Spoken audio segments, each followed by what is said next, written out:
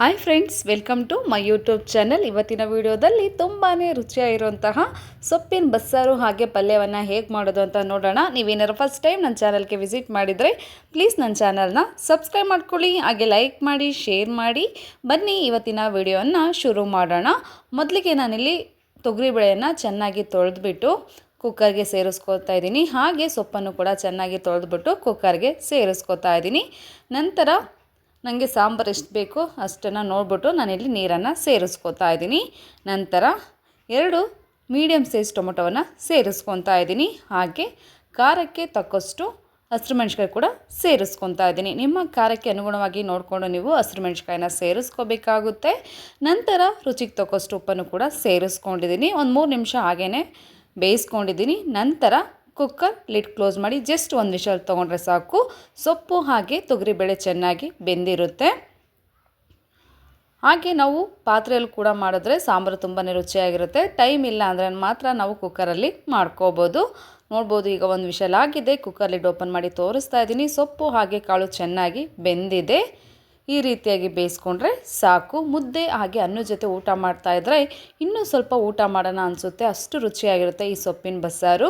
ಖಂಡಿತ ಈ ವಿಧಾನದಲ್ಲಿ ಒಂದು ಸಲ ನೀವು ಮನೆಯಲ್ಲಿ ರೆಡಿ ಮಾಡಿ. ಮನೆಯಲ್ಲಿ ಪ್ರತಿಯೊಬ್ಬರು ಕೂಡ ತುಂಬಾ ಇಷ್ಟಪಟ್ಟು ಊಟ ಮಾಡ್ತಾರೆ. ನಂತರ ನಾನು ಬಸ್ಸಾರನ್ನು ರೆಡಿ ಮಾಡಲಿಕ್ಕೆ ಬೇಯಿಸಿಟ್ಕೊಂಡಿರೋಂತಹ ಟೊಮೊಟೊ ಹಾಗೆ ಹಸಿರು ಮೆಣಸಿನ್ಕಾಯಿಯನ್ನು ಸಪ್ರೇಟ್ ಮಾಡಿ ಎತ್ತಿಟ್ಕೊತಾ ಇದ್ದೀನಿ. ಹಾಗೆ ಸೊಪ್ಪನ್ನು ಬೇಯಿಸಿರೋಂಥ ನೀರನ್ನು ಕೂಡ ಸಪ್ರೇಟ್ ಮಾಡಿ ನಾನಿಲ್ಲಿ ಒಂದು ಬಟ್ಲಿಗೆ ಸೇರಿಸ್ಕೊಂಡಿದ್ದೀನಿ, ನೋಡ್ಬೋದು.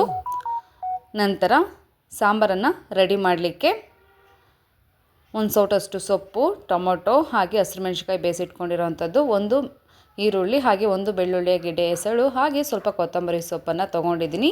ಹಾಗೆ ಈರುಳ್ಳಿ ಮತ್ತು ಬೆಳ್ಳುಳ್ಳಿಯನ್ನು ನಾನು ಒಲೆ ಮೇಲೆ ಸುಟ್ಬಿಟ್ಟು ಎತ್ತಿಟ್ಕೊಂಡಿದ್ದೀನಿ. ಹೀಗೆ ಮಾಡೋದ್ರಿಂದ ಸಾಂಬಾರು ತುಂಬಾ ರುಚಿಯಾಗಿರುತ್ತೆ.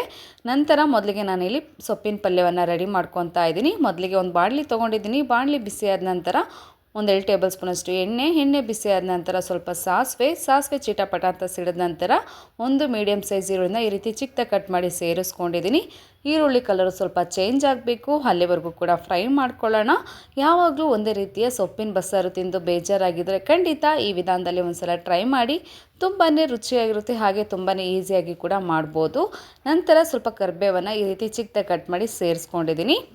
ನಂತರ ಇದಕ್ಕೆ ಬೇಯಿಸಿಟ್ಕೊಂಡಿರೋಂಥ ಸೊಪ್ಪನ್ನು ಸೇರಿಸ್ಕೊತಾ ಇದ್ದೀನಿ. ಹಾಗೆ ಸೊಪ್ಪು ಹಾಗೆ ಕಾಳನ್ನು ಸೇರಿಸ್ಕೊತಾ ಇದ್ದೀನಿ. ಹಾಗೆ ನಾನು ಮೊಟ್ಟೆ ಕಬಾಬನ್ನು ಹೇಗೆ ಮಾಡೋದು ಅಂತ ವಿಡಿಯೋ ಅಪ್ಲೋಡ್ ಮಾಡಿದ್ದೆ. ಎಲ್ಲರೂ ಕೂಡ ತುಂಬಾ ಇಷ್ಟಪಟ್ಟಿದ್ದೀರಾ. ನೀವಿನ್ನೂ ನೋಡಿಲ್ಲ ಅಂದರೆ ಡಿಸ್ಕ್ರಿಪ್ಷನ್ ಬಾಕ್ಸಲ್ಲಿ ಲಿಂಕನ್ನು ಕೊಟ್ಟಿರ್ತೀನಿ, ಒಂದು ಸಲ ಚೆಕ್ ಮಾಡ್ಕೊಳ್ಳಿ. ಇಷ್ಟ ಆದರೆ ನನ್ನ ಚಾನಲ್ಗೆ ಸಬ್ಸ್ಕ್ರೈಬ್ ಆಗೋದನ್ನು ಮರಿಬೇಡಿ. ನಂತರ ಸ್ವಲ್ಪ ತೆಂಗಿನಕಾಯಿ ತುರಿಯನ್ನು ಸೇರಿಸ್ಕೊಂಡು ನೋಡಿ, ಈ ರೀತಿ ಕಂಪ್ಲೀಟಾಗಿ ಒಂದು ಸಲ ಮಿಕ್ಸ್ ಮಾಡ್ಕೋಬೇಕಾಗುತ್ತೆ.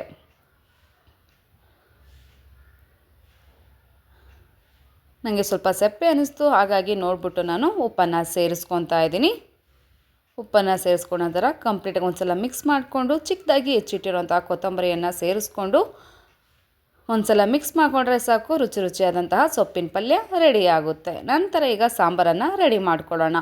ಈಗ ಇದು ಕೂಡ ಸ್ವಲ್ಪ ತಣ್ಣಗಾಗಿದೆ, ಒಂದು 5 ನಿಮಿಷ ಬಿಡಬೇಕಾಗುತ್ತೆ ತಣ್ಣಗಾಗಲಿಕ್ಕೆ. ತಣ್ಣಗಾದ ನಂತರ ನಾವು ಮಿಕ್ಸಿ ಜಾರ್ಗೆ ಸೇರಿಸ್ಕೋಬೇಕಾಗುತ್ತೆ.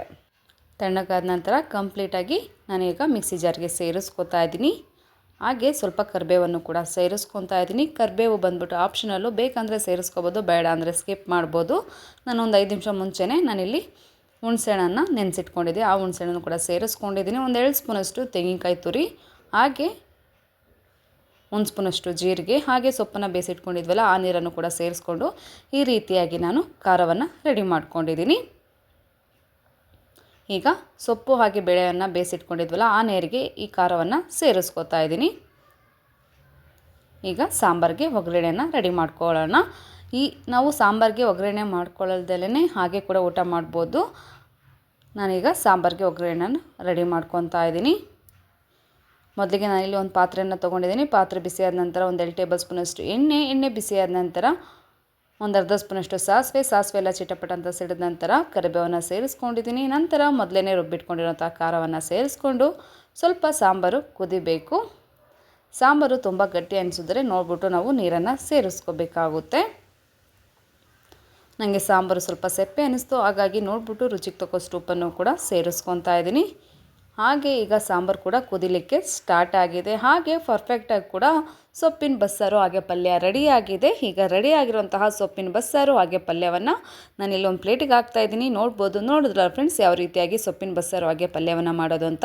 ಇವತ್ತಿನ ವಿಡಿಯೋ ನಿಮಗೆ ಇಷ್ಟ ಆಗಿದೆ ಅಂತೇಳಿ ಭಾವಿಸ್ತೀನಿ. ಇಷ್ಟ ಆಗಿದ್ರೆ ನನ್ನ ಚಾನಲ್ಗೆ ಸಬ್ಸ್ಕ್ರೈಬ್ ಮಾಡ್ಕೊಳ್ಳಿ, ಹಾಗೆ ಲೈಕ್ ಮಾಡಿ, ಶೇರ್ ಮಾಡಿ. ಮತ್ತೆ ಒಂದು ಹೊಸ ವಿಡಿಯೋದಲ್ಲಿ ಸಿಗೋಣ. Thank you for watching.